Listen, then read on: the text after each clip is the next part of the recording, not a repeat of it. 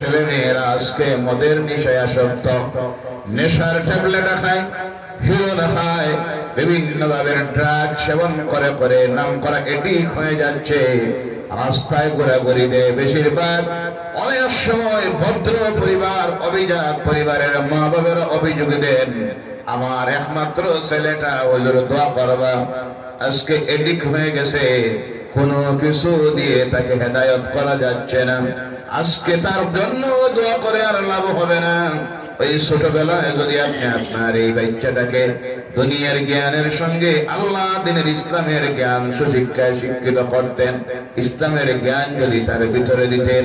কোরআন তিলাওয়াতকারী যদি বানাইতেন, ছোটবেলা থেকে কোরআন তিলাওয়াতের অভ্যাস তৈরি করতেন, নামাজের যদি অভ্যাস তৈরি করতেন, ইসলামী লিবাস পরিধানের অভ্যাস যদি তৈরি করতেন, আজকে হুজুরের কাছে গিয়ে আওলাদের জন্য দোয়ার প্রয়োজন হতো